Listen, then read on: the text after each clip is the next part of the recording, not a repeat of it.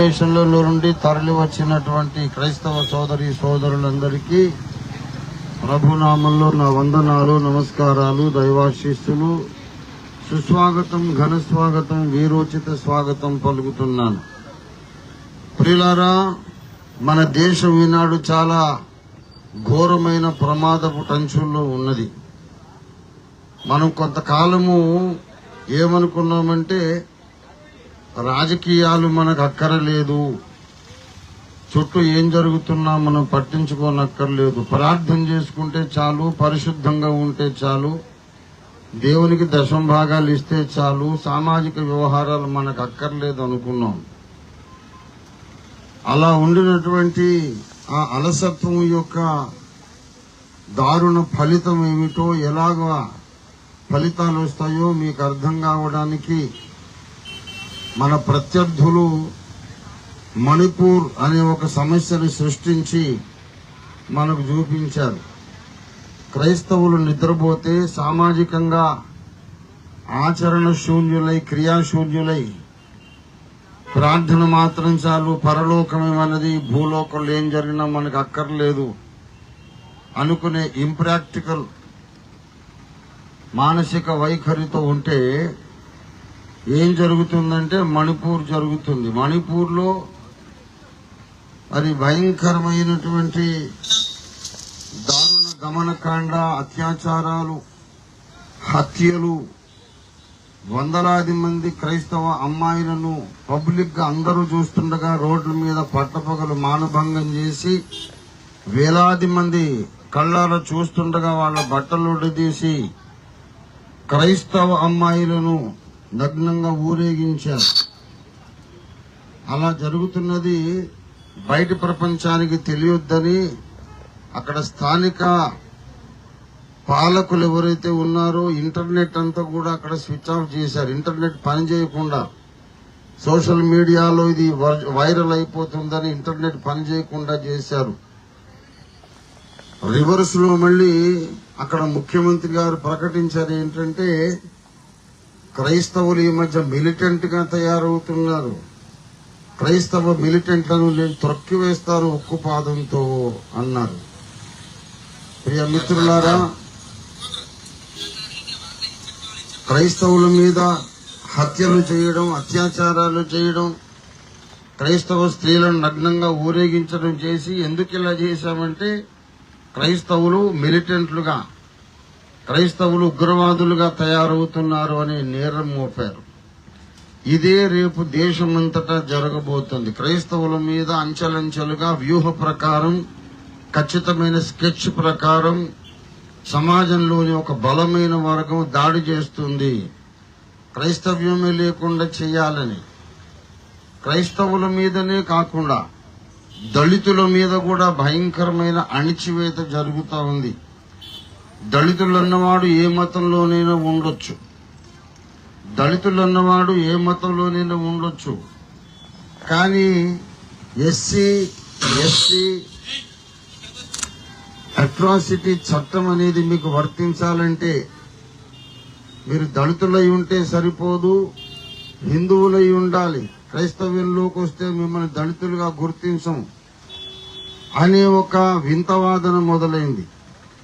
కొన్నాళ్ల కిందట justice Ranganath Mishra commission వేశారు. అప్పట్లో యూపీఏ ప్రభుత్వం, సోనియా మేడం గారు, మన్మోహన్ సింగ్ గారు, వాళ్ళు ఆ రంగనాథ్ మిశ్రా గారి కమిషన్ రిపోర్ట్ అందుకున్నారు. అందులో తేటగా ఆయన చెప్పింది ఏంటంటే,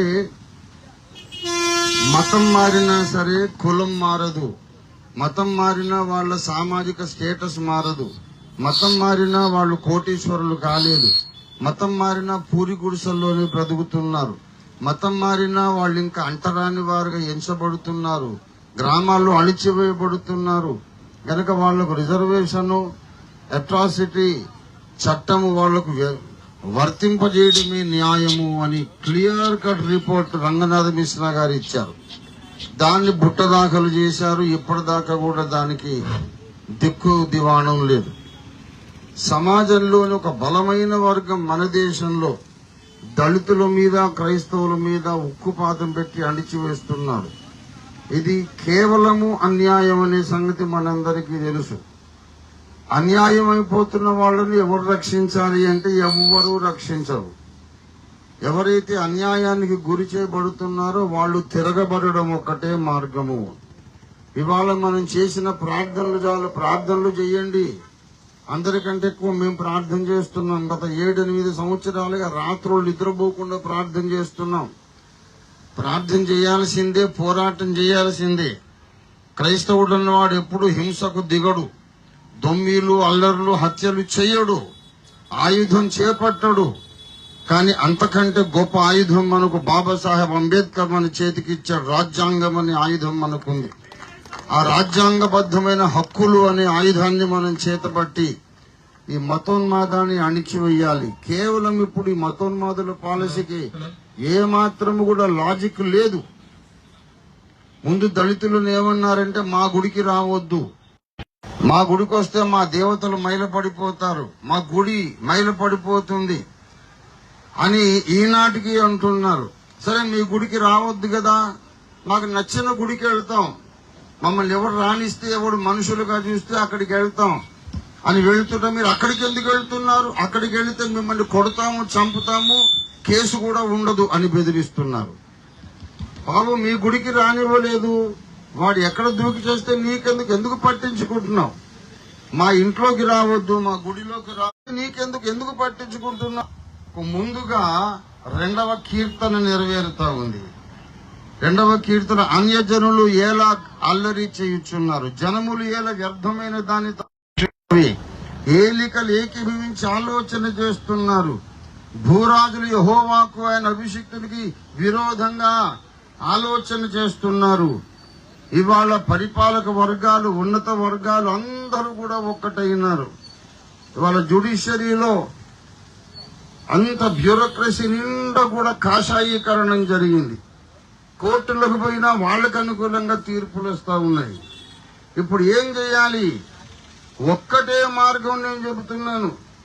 యేసును నిష్కారణంగా ద్వేషిస్తున్న వాళ్ళందరూ ఒక్కటైనారు కాబట్టి యేసయ్య మీద నాకు ప్రేమ ఉంది అనుకున్న వాళ్ళందరూ ఒక్కటి కావాలి. ఇక డినామినేషన్ చూడొద్దు, సిద్ధాంతాలు మనకు అవసరం లేదు. న్యాయాన్ని ప్రేమించే వాళ్ళందరూ ఒకటి కావాలి. ఇవాళ 1950లో ఉన్నటువంటి ఆ యొక్క ప్రెసిడెన్షియల్ ఆర్డర్ సంతకాల ఉద్యమం చేపట్టాం. నిజామాబాద్లో, విజయవాడలో, వరంగల్లో అనేక ప్రాంతాల్లో ఒక అద్భుతమైన విషయం ఏంటంటే అనేక మంది హిందువులు, అనేక మంది కమ్యూనిస్టులు, అనేక మంది ముస్లింలు ముందుకొచ్చారు. సార్ మేము కూడా సంతకాలు చేయవచ్చా? ఈ చట్టం అన్యాయం అని మేము కూడా ఒప్పుకుంటున్నాం. ఇది మాకు అవసరం లేదు, కానీ ఈ పోరాటాన్ని సమర్థిస్తున్నాం. మేము ఆధార్ కార్డు నంబర్ రాసి మరీ సంతకం పెడతాం అని చెప్పి మీరు భయపడి ఏం సాధించేస్తారండి? ఇంకా కొంచెం మనం ఇలాగే నిద్రపోతూ ఉంటే, కొంచెం అగ్రెసివ్ గా పోరాట పంధాలోకి మనం రాకపోతే ప్రతి రాష్ట్రము కూడా మణిపూర్ అవుతుంది. ఇది 100% జరగబోతున్న రేపటి చరిత్ర. రేపు మీ ఇళ్లలోకి పోలీసులు వస్తారు, మీ చర్చిల్లోకి వస్తారు, చర్చిలు మూయిస్తారు, ఇళ్లలోకి వస్తారు, ఆడపిల్లలను మానభంగం చేస్తారు. ఈ దారుణాలు ఆపాలంటే క్రైస్తవ సంఘాలందరూ ఒకటై రోడ్ల మీదకి రావాలి. ప్రజాస్వామ్యబద్ధంగా, రాజ్యాంగబద్ధంగా మన నిరసన వ్యక్తం చేయాలి. ఊరూరా ఇటువంటి ర్యాలీలు జరగాలి. ప్రతి జిల్లా హెడ్ క్వార్టర్స్ లో, రాష్ట్ర రాజధానుల్లో, ఆఖరికి అన్ని రాష్ట్రాల్లో నుండి ఈ శాంతియుత ఉద్యమకారులు ఢిల్లీ చేరుకోవాలి. ఢిల్లీలో 1 కోటి మంది క్రైస్తవుల ప్రజా ప్రదర్శన నిర్వహించాలని నేను పిలుపునిస్తున్నాను. ఇది 100% సాధ్యము. బెన్నీ హింద్ గారు బెంగళూరుకు వచ్చినప్పుడు స్వస్థత కూటాలు చూడడానికి 35 లక్షల మంది హాజరైనారు. హక్కుల కొరకు ఎందుకు రారు 35 లక్షల మంది? ఢిల్లీలో 1 కోటి మందిని మనం హాజరు చేయాలి తప్పకుండా.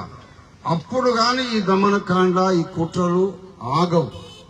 కనుక క్రైస్తవులు ప్రార్థన చేయడమే కాదు, ప్రార్థన చేయండి, దశంభాగాలు ఇవ్వండి, అన్ని చేయండి. కానీ రాజకీయంగా రాజ్యాంగబద్ధంగా మనకున్నటువంటి హక్కులను సాధించుకోవడానికి రోడ్ల మీదకి ఎక్కాలి. రోడ్ల మీద మన స్వరం వినబడజేయాలి. ఈ స్వరాన్ని పట్టుకెళ్ళి పార్లమెంట్ లో కూడా వినబడజేయాలి. అంతవరకు ఈ దమనకాండ ఆగదు. కనుక దయచేసి విన్నంతసేపు బాగుందని చెప్పేసి తర్వాత ఇంటికెళ్ళి పడుకోవడం కాదు, కొంచెం రోగత్వం కాదు, పని సాధించేదాకా నిద్రపోవద్దు. నాకు కొంచెం తక్కువ 70 ఏళ్ళు, నాకు అవసరం అని చెప్పండి నడుము బెల్లు పెట్టుకుని తిరుగుతున్నాను. నా ప్రజలు ప్రమాదంలో పడ్డారు, లేవాలి, మేల్కొల్పాలి. లేకపోతే మీ ఇంట్లో ఉన్న ఆడపిల్లలకు క్షేమం లేదు. మణిపూర్ జ్ఞాపకం చేసుకోండి.